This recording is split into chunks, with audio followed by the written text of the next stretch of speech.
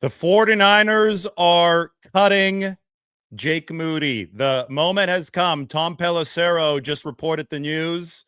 They have to waive Jake Moody because he's still on his rookie contract. But following the missed 27-yarder in Seattle and also following the block, Jake Moody will no longer be on the 49ers roster. So at long last, and I think that the tipping point was obviously Moody missing from under 30 yards. That was the first time that he had missed from under 30 yards in his career.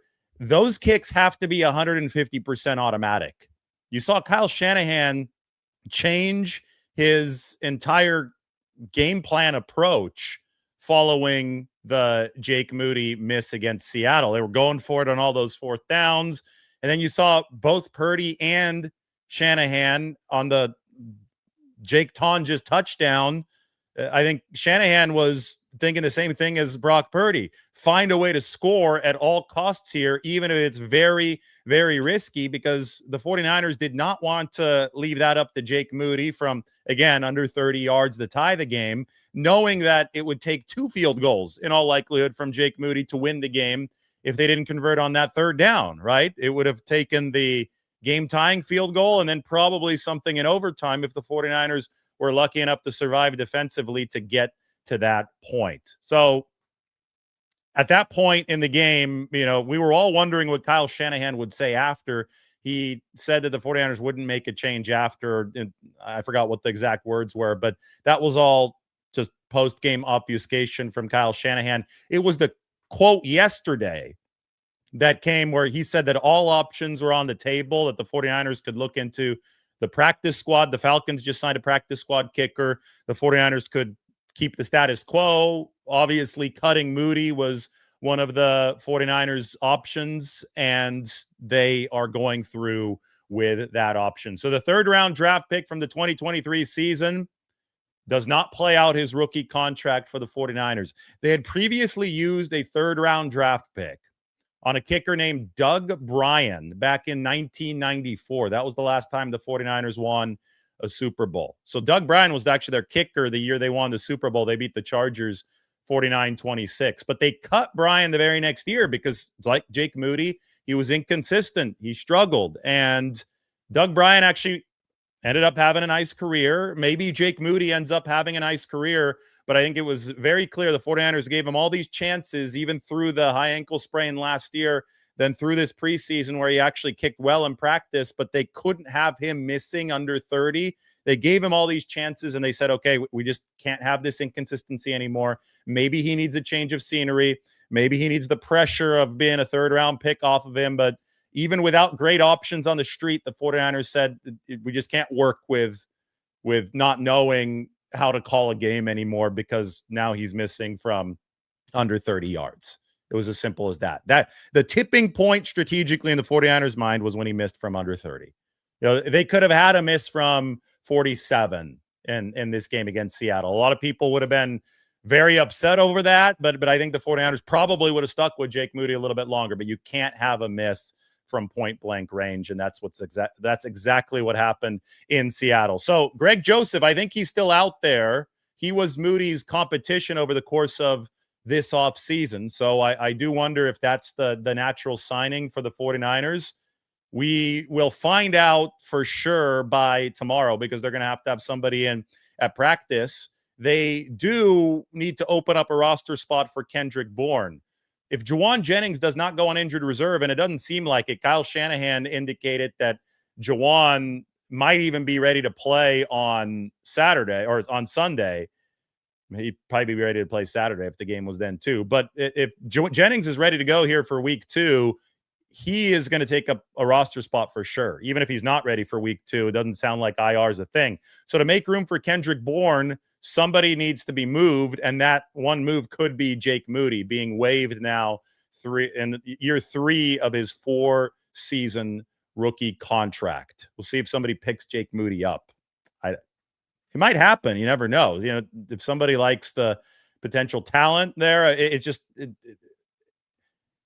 it all depends on opportunity, right, at the kicking position. Teams are constantly looking for somebody who they think might be an upgrade over their current guy. One of the reasons the 49ers waited as long as they did here is because they didn't see an obvious upgrade. The problem is when you pick somebody up off of waivers, you've got to sign them to your active roster, and that takes a 53-man roster spot. So it makes all those gymnastics a little unpredictable and a little tricky, especially here early in the season where you don't have quite as many injuries around the league. Unless you're the 49ers and you're dealing with a Brock Purdy situation and obviously the George Kittle situation. He could also go on injured reserve, George, to open up room for a potential new kicker. So the Jake Moody experiment for the 49ers is done. We will wait on confirmation to see who they bring in as a new kicker. Greg Joseph, though, I think is still out there, and he's somebody that Brant Boyer was familiar with. This officially means that the 49ers will have an entirely new kicking battery under new special teams coordinator Brant Boyer. They gave Moody all the chances they can give him, right? They said, okay, you might have been hurt last year, or at least the injury psychologically impacted you. So we're going to give you a chance to heal. We're going to give you a chance to go out there and show what you can do when you're healthy. And we're also going to change the entire kicking operation. They said Tabor Pepper out of here, brought in John Weeks, 39-year-old long snapper, brought in 39-year-old punter Thomas Morstead to hold instead of Mitch Wishnowsky. So you brought in two of the most experienced guys in the league to fill out the other 2/3 of the operation, hoping that they'd be guiding pillars for Jake Moody. Did some of that help? Possibly. I mean, he did make most of his kicks over the course of practice, and then he had that game against the Raiders where he did miss one, but he had the big 59-yarder at the very end of it. So possibly there was some benefit from the new operation.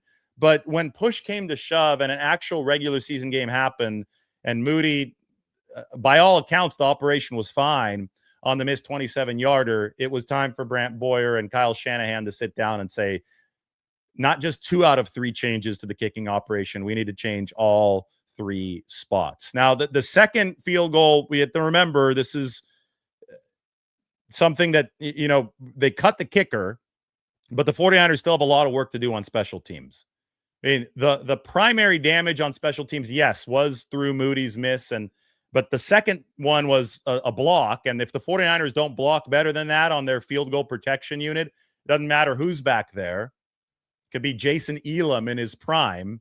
Joe Nedney, he was a good kicker for the 49ers. It doesn't matter who's back there. That second kick is getting blocked. So San Francisco has got to be better on the field goal protection. That's going to be something that I'm sure Brant Boyer is emphasizing over the course of this week.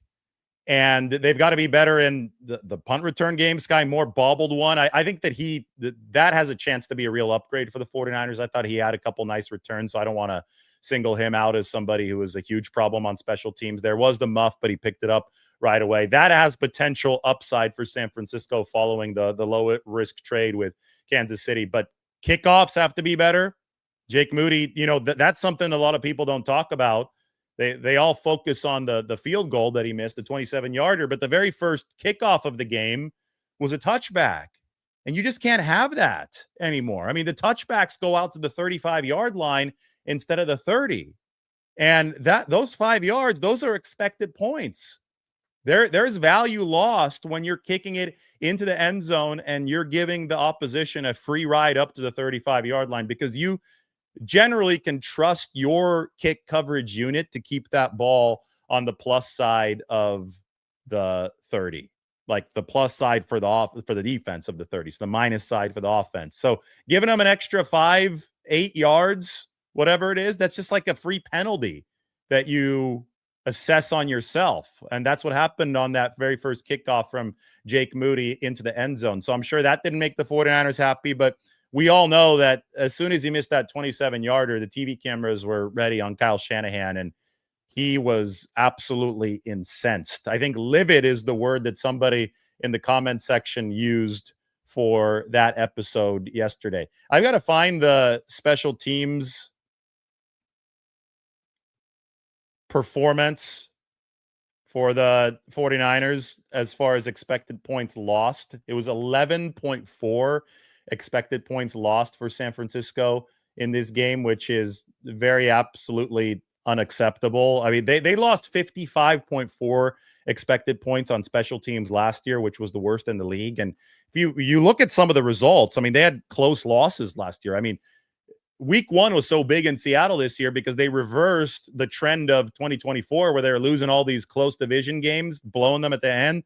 And if you take 55 expected points lost over the course of a season on special teams and you divide that by 17 games, I should do the math right now. That's a couple points at least per game. It's like 3 points per game, right? Yeah, 17, 34. It's roughly what's a little over 3 points per game, and you're losing games by 1 to 3 points, and you go 6-11. You could easily say, well, if the special teams had been better, this is a team that's contending in a division that it wasn't all that great last season. Like the NFC West seems to be a lot better in 2025 than it was in 2024. So special teams was bottom barrel, unacceptably low last year. That's why they made all the changes that they did. And now they finally make that last change of Jake Moody. He was the last holdover, the last key part of that terrible 2024 special teams unit. But they lost 11.4 points of special teams expected value in this game against Seattle. 11.4. So you look at that, like they win the game 17-13. They win it by 4 points. But it should have been analytically if they had just average special teams, not even if they're gaining points on special teams, just average, played it to 0. They should have won that game by 15 points. 4 plus 11 equals 15. They should have won that game by 2 touchdowns. All of the statistics corroborate that. All the statistics indicate that this should have been a 2-possession win, but it wasn't because they went out there and missed a field goal, which is why they cut Jake Moody, and they went out there and they had a field goal blocked, and they weren't great on kickoffs. I don't think they were all that great on punts in this game. I thought that the punt returns were a little bit better, although very visibly Sky Moore did drop one of those, so they have to clean that up moving forward to make sure that they don't get unlucky on one of those moving forward. They were lucky on that particular one when Moore was able to pick it up. But all of the special team struggles cumulatively, 11.4 points lost. So let me do some quick math. 11.4 times 17. Remember, last year, the 49ers lost 55.4 expected points on special teams over the course of the season. If the 49ers replicate their abysmal performance on special teams from Sunday over the course of a 17-game season, they will lose here. I have to see the screen so you guys can. They will lose 193.8 points, like 194 expected points on special teams over the course of the year, which would obviously be an NFL record. They cannot continue on the trajectory that they showed in week one. And the biggest problem there obviously was the kicker, Jake Moody. So San Francisco does make the move. We could talk about the Jake Moody experience. For me, it was kind of entertaining sitting back there. I know I'm not, an emotional fan living off the ups and downs. So I know that it was much more torturous for you guys because, it seems that the people online are living and dying by every field goal.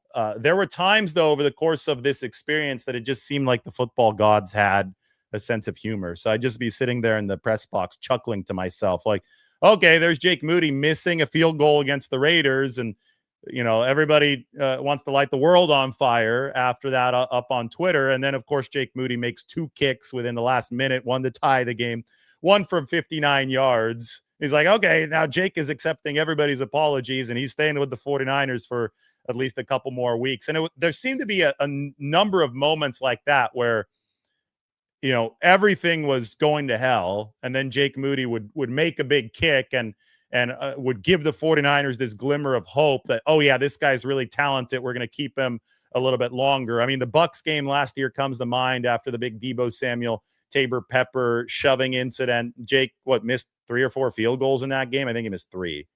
And then he made one at the very end to win it at the buzzer for the 49ers. There was this real back and forth that I think caused San Francisco to hang on to him, just hoping that the talent would be realized consistently. But within their examination and their decisions to hold on to Jake Moody, the very thing that they were looking for didn't exist, and that was consistency, right? The reason that this was so maddening was because the one thing that the 49ers couldn't have at the kicking situation, inconsistency, was so present. So ultimately, you had to pull the plug. And again, maybe a change of scenery is going to be what Jake Moody needs. Maybe it's somebody like Doug Bryan, the 49ers third round pick in 94, whom they cut in 95, went on to have a really nice NFL career. Maybe that's what's going to happen with Jake Moody. The pressure cooker, though, I mean, if you went to look at his Instagram and the comment section, I get that he's probably not reading that. I hope he isn't, because it was downright brutal. But just a microcosm of the pressure coming in from the fan base, because this situation had just turned into a runaway freight train. I mean, the final preseason game against the Chargers, you literally had the crowd trying to distract Jake Moody as he was kicking field goals. I had never seen a home crowd trying to distract their own kicker. And then they cheered loudly once he made it, but it was starting to turn into a circus, even at that point, right, in week 3 of the preseason. So the amount of pressure on Jake Moody just wasn't, this is already somebody who was dealing with confidence issues, was trying to come off of the high ankle sprain last year.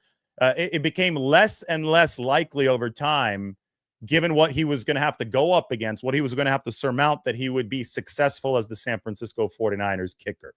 So over training camp, Shanahan and Lynch probably thought, okay, well, he's kicking really well in camp. He's responding well to the competition, the challenge of bringing Greg Joseph into the building. But once the real games started, and even though he did deliver in the preseason, even though he did deliver with the big 59-yarder against the Raiders in the preseason, once that real game started and he missed from under 30 yards, they just couldn't have it anymore. And the pressure was only going to mount. It was already at an epically ugly level when you looked at some of these reactions, and it was only going to mount. And I think that a clean slate is something that both the 49ers and Jake Moody obviously needed in this situation. So catching you guys up, I'm sure that you see the little bottom lower third beneath me, but the 49ers are waiving Jake Moody. So they're cutting Jake Moody. This is according to Tom Pelissero. There's some other news. The 49ers will be placing George Kittle on IR, which means he will now miss at least the next 4 games. This is from Adam Schefter. Kittle had been expected to miss 3 to 5 games, so obviously 4 is right in the middle of that. Maybe, Mike, we can add you don't have to add anything to the title. Whatever you think, Mike. Maybe we can add Kittle's name to the title there at the end. But that is news for the 49ers. We can take a look at the roster now. We can have the ceremonial removal of Jake Moody from this 49ers 70-man roster. Let's get this up on the screen. There you go. So Moody is no longer going to be on it. He's right here, erasing Jake Moody's name. There you guys have it. The 49ers currently don't have a kicker. Again, Greg Joseph, possibility to slot in there to that kicking spot. They're going to have a kicker latest by Sunday, but I think they'd like to practice their operation over the course of this week. So I would expect there to be a name tossed in there by Wednesday. Kendrick Bourne is going to be signed to this team officially by tomorrow. George Kittle is going to be moved to injured reserve. So what we'll do is erase George Kittle's name from here, take off the injury shading, and we can actually move Jake Tonjes to there. Boom. There you go. So Tonjes is now 49ers tight end 1. Luke Farrell is tight end 2. Tonjes is your receiving tight end. Farrell is 2. And George Kittle is going to go down here on injured reserve. He obviously can be activated from injured reserve after 4 games have passed. Not 4 weeks, 4 games. But the 49ers don't have a bye, so that is not going to be an issue for them in the short term. The 49ers have designated one of their 8 activations for Kevin Givens, the defensive tackle who injured his pectoral muscle over the course of training camp. So he'll return at some point. George Kittle is going to be a second activation after he comes back from this hamstring injury. And we all will wait on the status of Brock Purdy over the course of this week. He's dealing with the non-throwing shoulder injury and also a toe injury. If I had to guess, I would think that Brock Purdy does play for the 49ers on Sunday because he played through both of those injuries during the game on Sunday, this previous Sunday in Seattle. So that's where San Francisco is health-wise. They will flex Braden Willis up from the practice squad to fill the hole at the tight end position. And still TBD, maybe they do sign a tight end for the practice squad as well. Mason Pline, I don't know if he's with the New Orleans Saints practice squad. I need to start doing a lot of my Saints film watching, but Pline was picked up by the Saints, and I'm not sure if he made the 53-man roster. Mike, can you let me know? Can you look up Mason Pline? They may be seeing their old friend at the tight end position this week. But when the 49ers did waive Mason Pline over the course of the offseason, the former basketball player, 6'7" tight end, he did head to New Orleans. So Moody has been cut. 49ers used that third-round pick, one of their 3 third-round picks in 2023 on him. Robbie Gould then obviously went to retirement.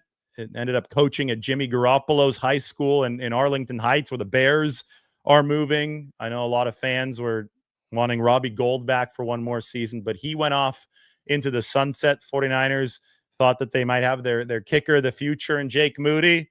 They were wrong. They did not have their kicker of the future in Jake Moody. I think that it first started going wrong when he missed that game winner in Cleveland. He missed 2 kicks week 6 of the 2023 season. Things were good up until then, right? The 49ers were 5-0. They went to Cleveland. That's a really tough place to kick. He missed one early, and the 49ers were in, it was just a drag it out kind of game, right? Cleveland had a really good defense that year. Brock Purdy was dealing with injuries. I think that in that game, Christian McCaffrey didn't finish it. I believe that George Kittle didn't finish that game. I think Trent Williams got hurt. Deebo Samuel got hurt. I think McCaffrey actually might have finished it, but it was Deebo Samuel that got hurt. And it was basically a limited arsenal for Brock Purdy against a really good defense, and he had struggled all game. And then he drove the 49ers the length of the field against that really good defense to set them up for what would have been a game-winning field goal. But Jake Moody missed it.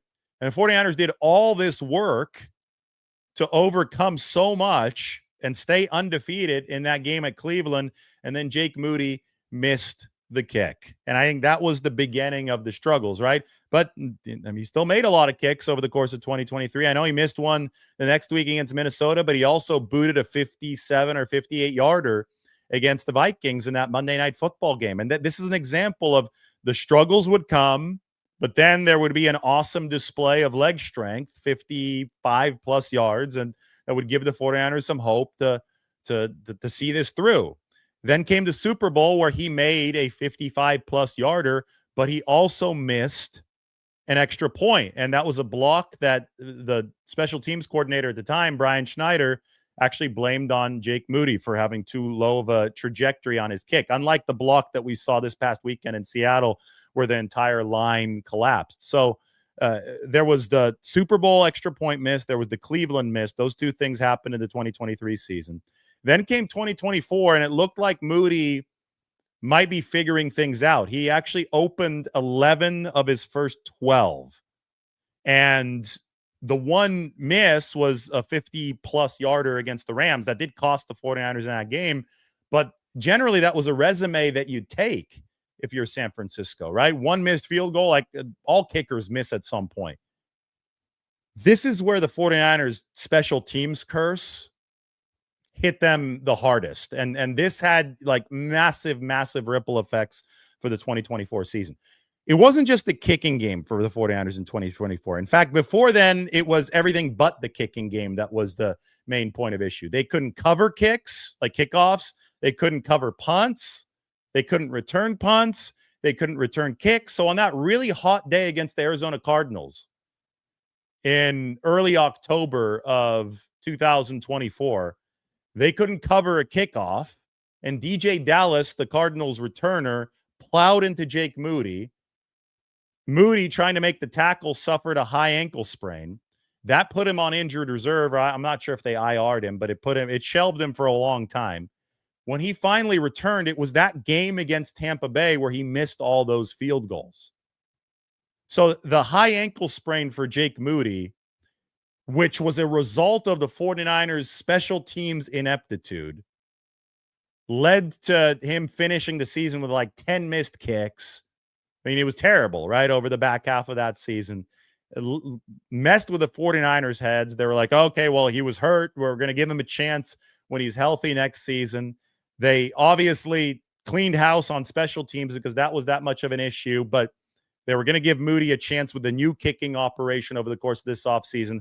Greg Joseph was the competition. Moody was decent throughout training camp when I think he was actually good throughout training camp when he was healthy, but he was on such thin ice entering this year. And once he missed from 27, that was it. Kyle Shanahan wasn't going to have any more. So if we're going to look at inflection points, we can go back to week 6 at Cleveland in 2023.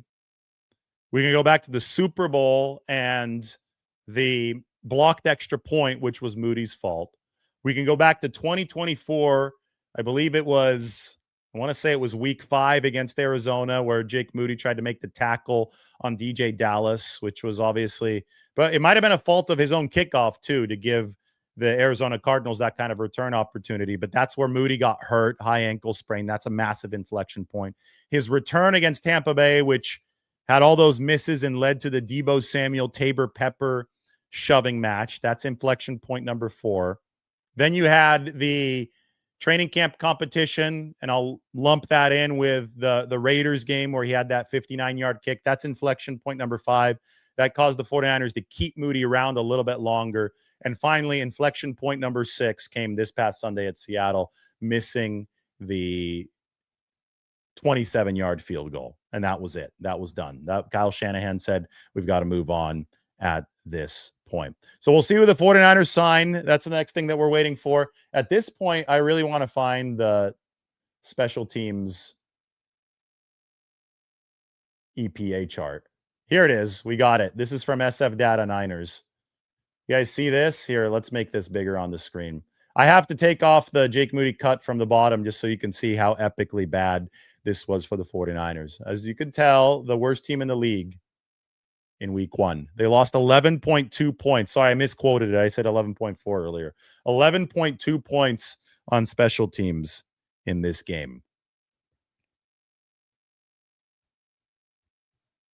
That's not good. Extrapolated over the course of the whole year, that would be the worst mark in NFL history. Something drastic had to change, and they did make the big move of cutting Jake Moody. There you go for the 49ers.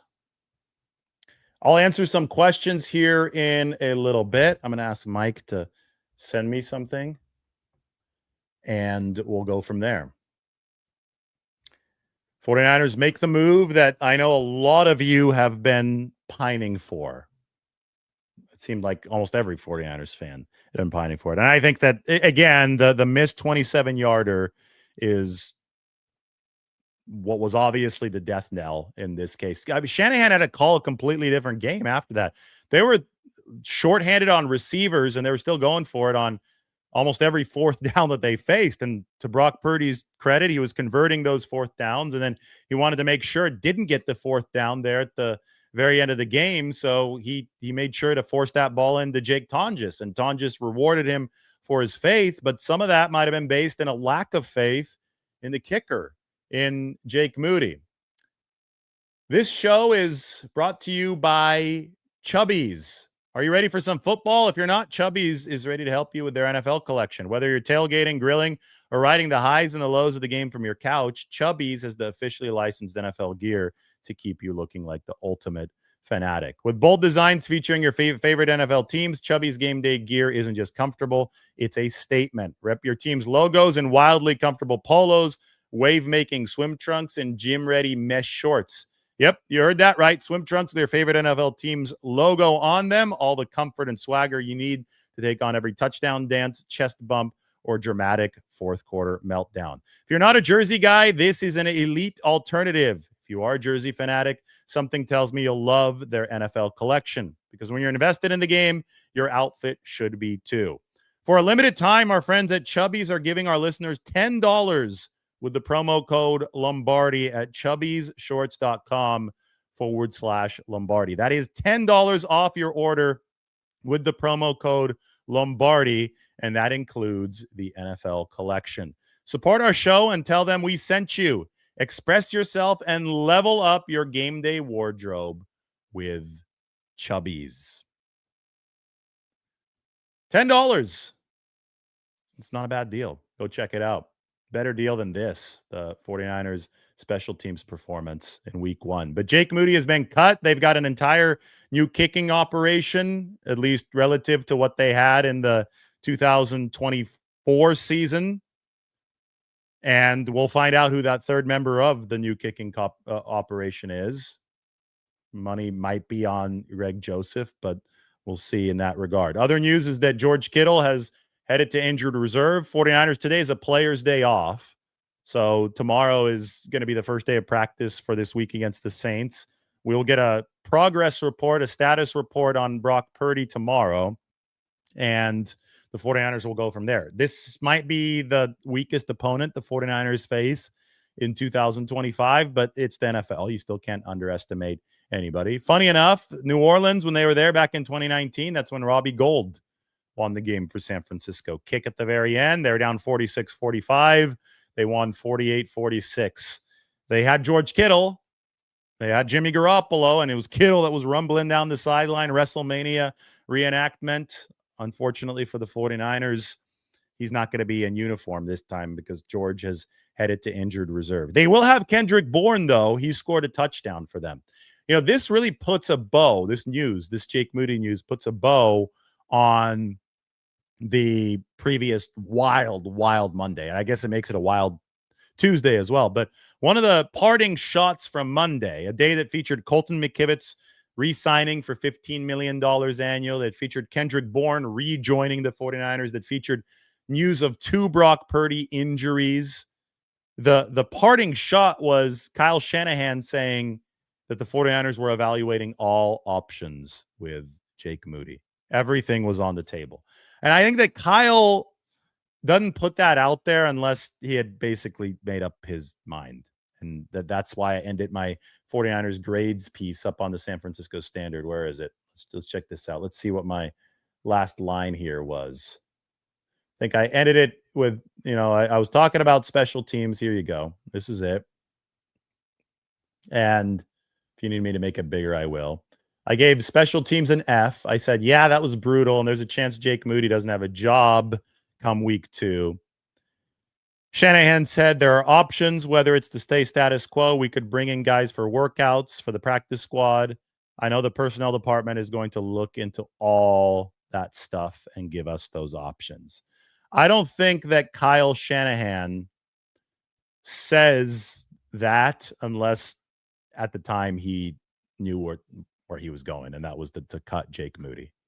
Because you don't open up from a personnel standpoint, from a people handling standpoint, you don't open up that can of worms. He had never opened it up before. He had always said, yeah, Moody's going to be the kicker the next week. You don't open that up unless your mind's already made, but you just don't know who you're going to sign yet. But you know that you have the options that are sufficient enough to make the move. Now, one thing too is like, obviously Moody wasn't a good option, but it's also playing the kicker carousel isn't a good option either. And I think the 49ers have been sitting there looking at 2 non-ideal options. So they're like, well, we might as well go with the one where we got the kicker under contractual control and we know that he's got some upside. We know he has some talent. But then you always have to circle back to the tipping point. The tipping point was when he missed the 27-yarder. Once you can't trust the kicker on a gimme field goal, like a true gimme field goal, something that should be made 140% of the time in the NFL, well, then the option on the street is more appealing, because even the options on the street who might be inconsistent from game to game on 40 plus, there are plenty of guys out there without jobs who are making 140% of their kicks from 27 yards out. It's just the reality. Like, kicking is advanced at least to that level. So I think that's where the calculus for the 49ers completely changed in this situation. So anyway, 49ers grades from yesterday are out. I know I did this video from Seattle, from Kerry Park. We had the big background behind us, and that was a lot of fun. Then I was able to rush to the airport, and we got Brock Purdy news, and I was able to splice that in. The grades from the game, by the way, you could go ahead and check these out on the San Francisco Standard. Mike, I am sharing this with you right now. If you can toss this into the description, that's the link. But the grades from the game: quarterback, A minus. I was debating whether or not I should give Purdy an A. He was really damn good. I mean, he's got top 3 numbers. As you can see here, the 49ers at the quarterback spot, they had 0.41 EPA per play, plus 15% CPOE. That only Lamar Jackson and Jordan Love were statistically better than Brock Purdy. And that's including the interceptions. It's even if you factor in the interceptions. So Brock was excellent. I think that the legend really grows now that we found out that he was playing with 2 injuries. He was able to do that. I mean, we have so many cool charts from this game. I'm going to open some of this stuff up and make it a little bit bigger on the screen for everybody. Like, take a look at this right here. This is quarterback success versus quick pressures in week 1. So you want to be further to the right and further up. This is pressure coming in 2.5 seconds or less. Success rate, EPA. There's Brock Purdy. Very upper right of this graph. I mean, he had the highest success rate of any quarterback in the league against quick pressure. And, he had to be really, really good because the 49ers gave up the most pressure that they ever have in Brock Purdy's career. 59% of his snaps were pressured, but he was the best in the league against pressure. So that's why it worked. I mean, when you dig into some of these more advanced stats, then you really, really understand like how valuable Brock Purdy is. A lot of the casual observers just can't really process that what he's doing is extremely difficult. I don't know why. I think Purdy is going to be a lightning rod his whole career. I think it's rather unfortunate. For whatever reason, he will be. And I think he's going to continue answering those.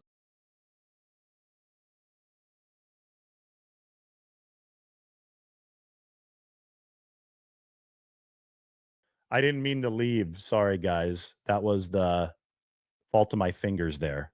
I accidentally X'd out of the screen that I was supposed to be at. So hopefully not too many people left. I'm sure we'll lose like 100 there. We have well over 2,000 or had well over 2,000 until I screwed that one up.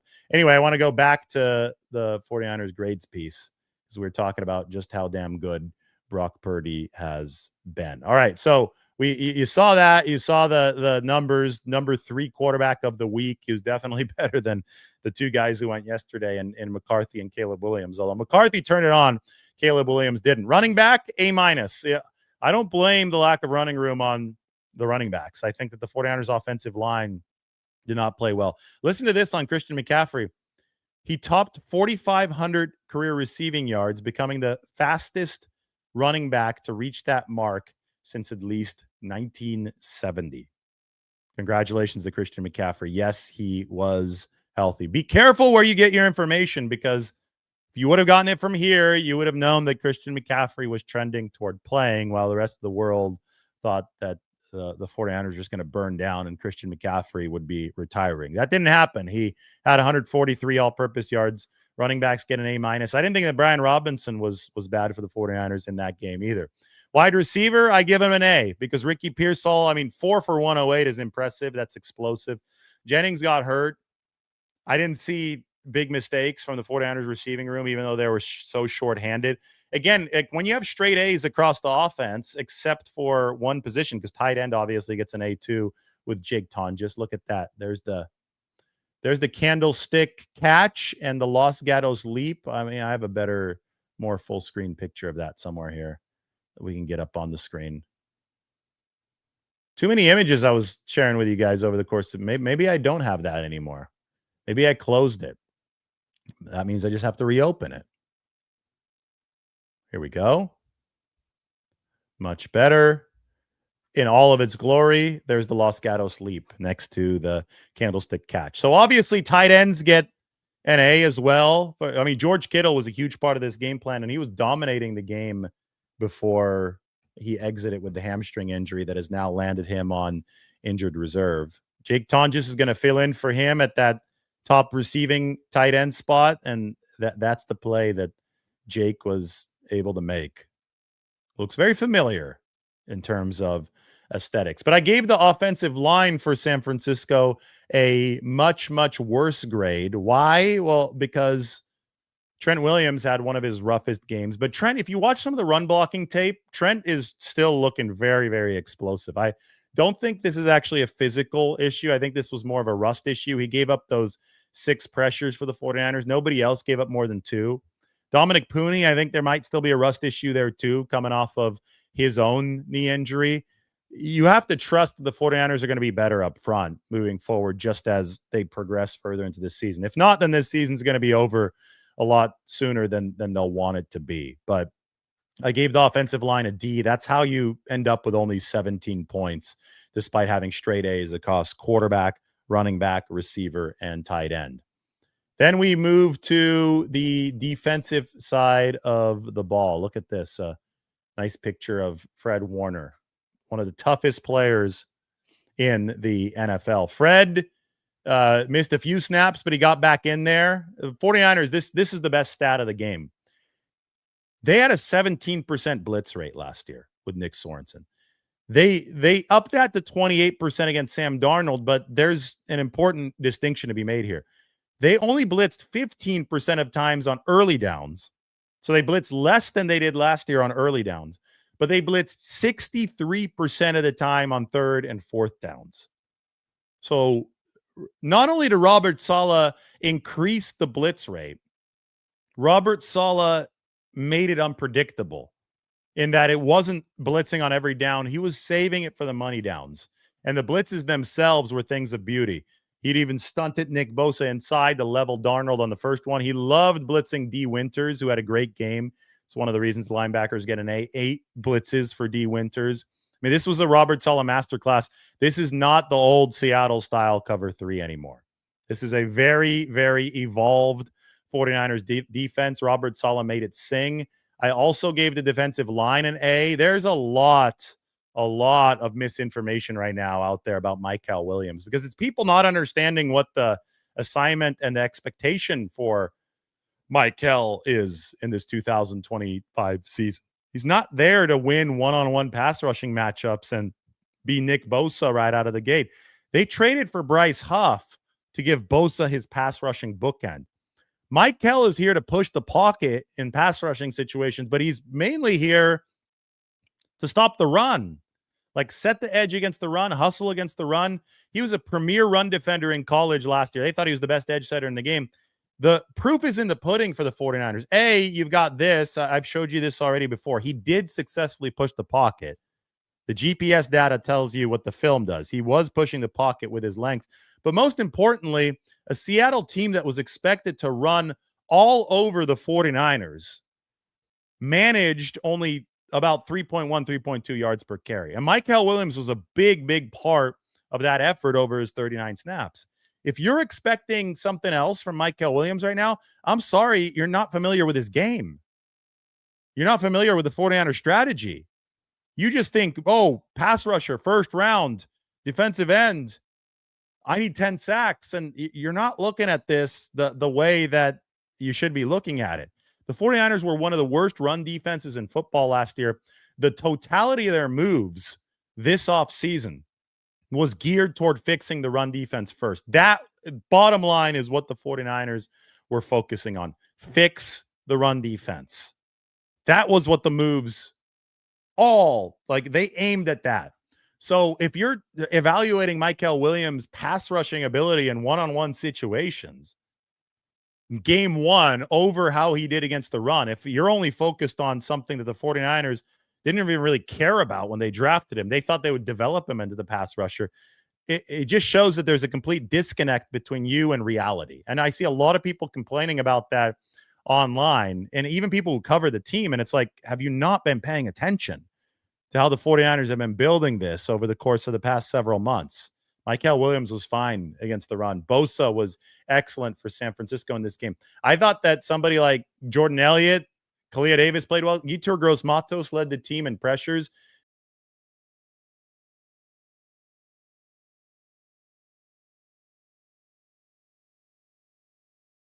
That's twice that's happened to me. You guys may have to cut me too. Twice that I've completely dropped the ball on the stream because I moved my trackpad wrong and I cut out of it. So I was trying to show you guys the article again, but I'm not going to even bother. I'm just going to give you the grades verbally here. A for the defensive line, A for the linebackers, A for the safeties. Pinnock and Siegel were awesome. I mean, those guys can both fly. Fastest safety duo in 49ers history. Siegel's a 4.3, Pinnock's a 4.4. You know, Robert Saleh loves that. And then the 49ers had the cornerbacks. I gave them an A as well because I thought that Upton Stout showed me a ton in the way that he bounced back from the Seahawks picking on him and the mistake in the first half. That was impressive stuff from Upton Stout in this game. I mean, to have the PBU on the most important drive. And then Renardo Green, he was in this battle with JSN over the course of the game. Demo didn't let up a single catch, by the way, the whole game. Deontay Lenore the guy's a monster. Somebody called him a psychopath in a good way today because he was just there shoving people after plays, talking crap. Richard Sherman-esque for Lenore. But for Upton Stout to not get buried in an avalanche of his first NFL game after things didn't go that well early on showed me a lot of resolve. I think straight A's for the 49ers defense. I mean, Seattle couldn't move the ball against them. Think about it. If Upton Stout doesn't grab Cooper Kupp, a mistake that I don't think he's going to be making twice, if he doesn't grab him in the end zone, the 49ers don't give up a touchdown in that game. This new look 49ers defense that we thought would have growing pains, and they might still have growing pains. One game is not going to eliminate that. But this new look 49ers defense was one penalty away from going into Seattle against the team that, you know, a lot of Seattle fans thought this offense was going to be the second coming. But this 49ers defense was one penalty away from not giving up a single touchdown in Seattle. And that deserves straight A's. Now, then I had my special teams grade. And you know what the special teams grade was? The special teams grade was an F. And I said the 49ers, yeah, they might cut Jake Moody this week. You know what they did? They just cut Jake Moody this week. So that is it. The Moody experiment is over. I'm going to check in with Mike here to see if there's any other news. George Kittle is going to be going to injured reserve for the 49ers. So San Francisco, there's going to be a bit of a roster shuffle. Tomorrow's going to be a busy day at the facility. Tonight's going to be a busy afternoon, or this afternoon is going to be busy because we're going to be setting the table for tomorrow. So hit the like button, hit the subscribe button. Make sure that you are ready for all of these videos to come through. The news will definitely be delivered on YouTube here first. One more time. You can go ahead and check out 49ers grades from that game against Seattle. Here you go. They're up on the San Francisco Standard. Link is going to be pinned up at the top. Go check that out and enjoy the rest of your Tuesday. Jake Moody has been cut. I know that the vast majority of 49ers fans were looking for a move like that. And the 27-yard miss made it essentially mandatory for Kyle Shanahan. The move has been made. Now the 49ers have to sign a new kicker. Now they have to officially sign Kendrick Bourne, and everybody has to move on with their lives. Thanks for watching. Hit that sub button. Check out the San Francisco Standard. This is the best 49ers coverage by far. As you can see, we went very, very far in depth. Appreciate everybody. We'll talk to you shortly.